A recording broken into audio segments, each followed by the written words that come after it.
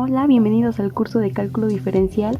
Esto es Axioma Cero y en esta primera sección abordaremos el tema de conjuntos, pues estos son una parte fundamental en las matemáticas y son la base de cualquier teoría matemática rigurosa.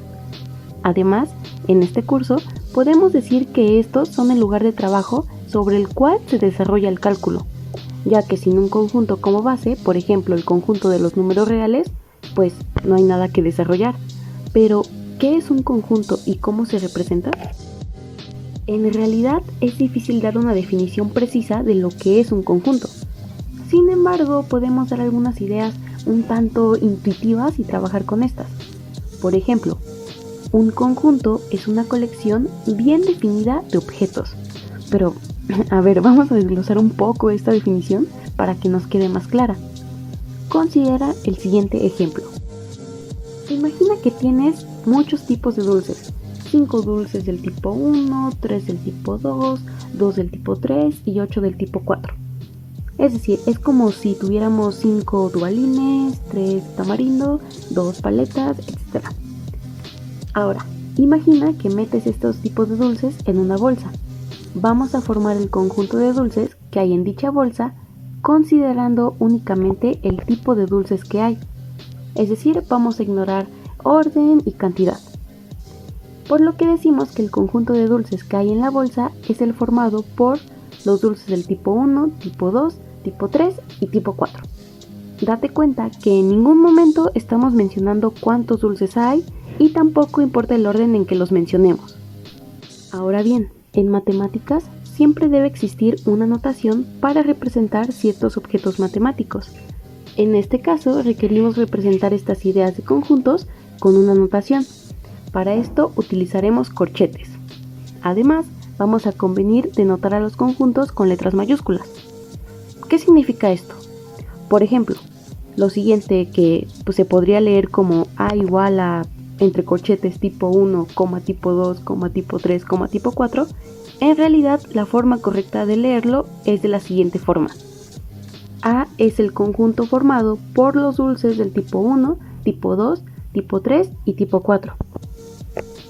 Y además, como mencionamos anteriormente, el orden no importa, por lo que si lo representamos de la siguiente manera, sería lo mismo mencionar lo anterior a mencionar A es el conjunto formado por los dulces del tipo 3, tipo 1, tipo 4 y tipo 2.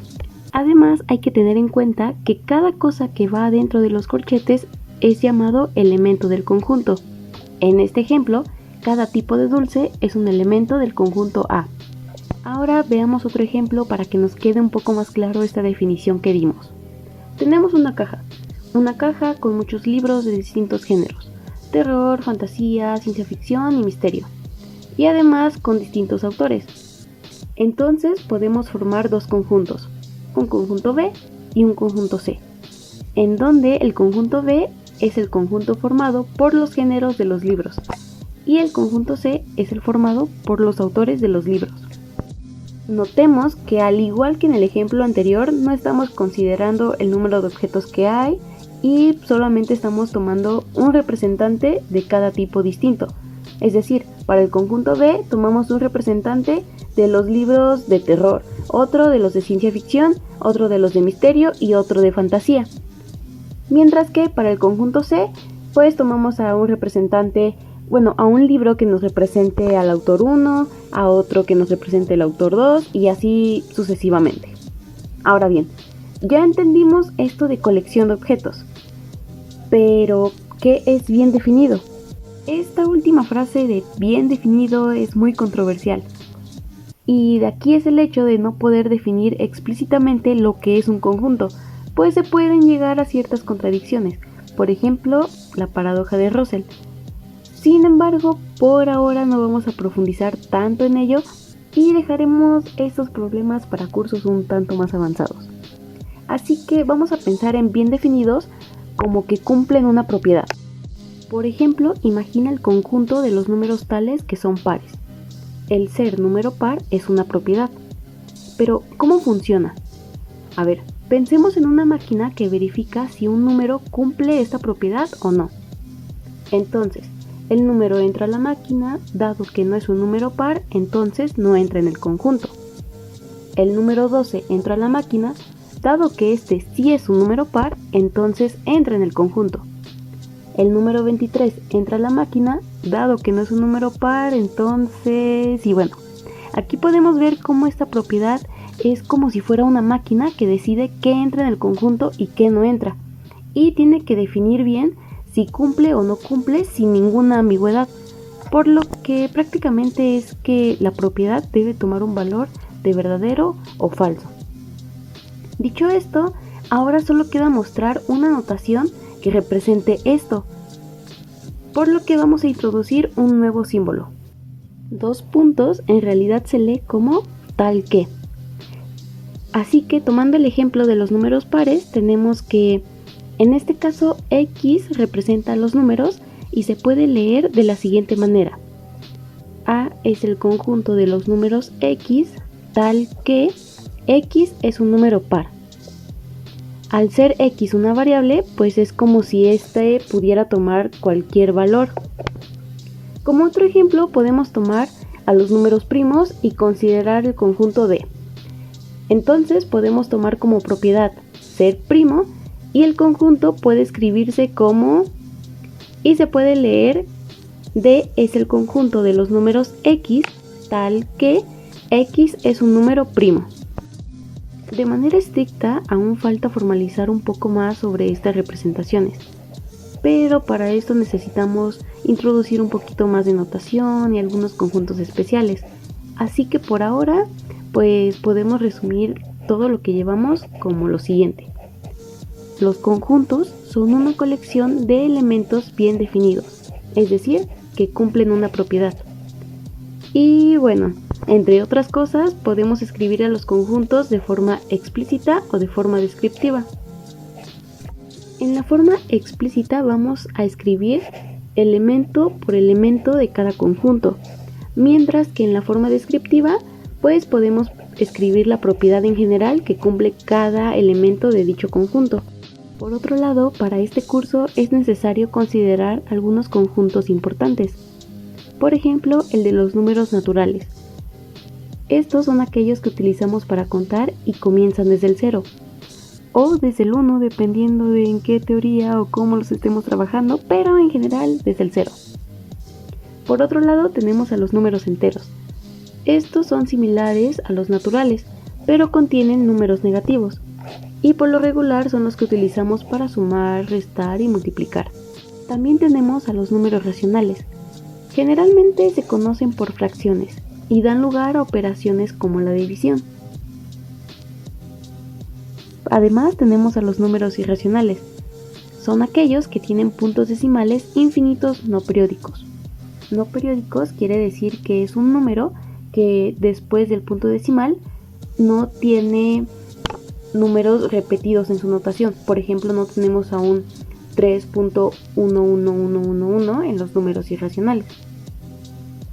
Finalmente tenemos a los números reales. Estos son la unión de todos los anteriores, es decir, de los irracionales, de los racionales, de los enteros y de los naturales. Dados esos conjuntos, es importante tener en cuenta cuál es la relación entre ellos, pues claramente, de manera no tan formal, podemos decir que un número natural a su vez es un entero, un racional y un real. Sin embargo, un número racional no siempre es un número entero. Pero bueno, vamos a dejarlo un poco para después y vamos a introducir nuevos símbolos que nos van a ayudar. Vamos a utilizar el símbolo pertenece y el símbolo que quiere decir subconjunto de. Pero a ver, ¿qué es un subconjunto?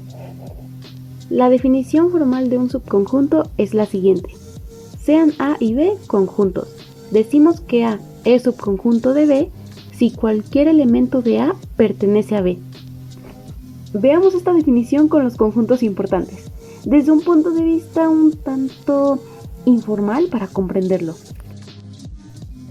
Cuando mostramos a los conjuntos importantes, mencionamos que los enteros son muy similares a los naturales, solo que los enteros pues consideran a los números negativos.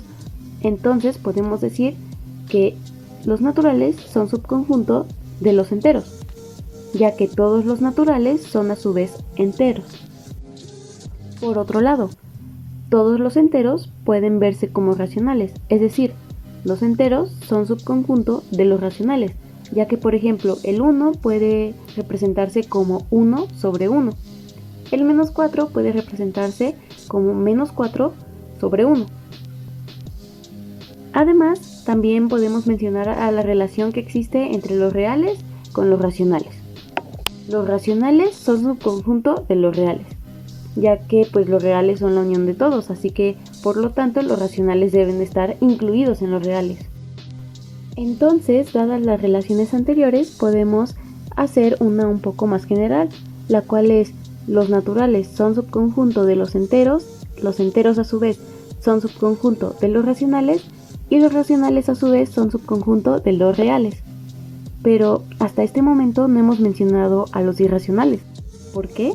Bueno, los irracionales en efecto son subconjunto de los números reales, pero la razón por la que no los incluimos en la relación anterior, en la relación más general, es por lo siguiente, lo cual vamos a visualizarlo. Observemos que cada rectángulo representa a un conjunto de los que mencionamos anteriormente, y la forma en que están acomodados representa cuál es subconjunto de cuál. Sin embargo, observamos que el conjunto de los números irracionales no contiene a ningún otro, tal como por ejemplo lo hace el de los números racionales, que contiene al de los números enteros y estos a su vez a los números naturales. Pero, ¿qué pasa con los irracionales? Lo que pasa es que no encontramos dos números tales que su combinación, ya sea por ejemplo una división, nos dé un elemento que esté en ese conjunto. Por ejemplo, raíz de 2 no puede ser representado por un racional, ni por un entero, ni por un natural, pero siguen siendo subconjunto de los números reales. Por lo que, en general, estos conjuntos importantes, los naturales, los enteros, los racionales y los irracionales, conforman al conjunto de los números reales. Y bueno, esto sería todo por esta sección hasta el momento, así que los esperamos para la continuación.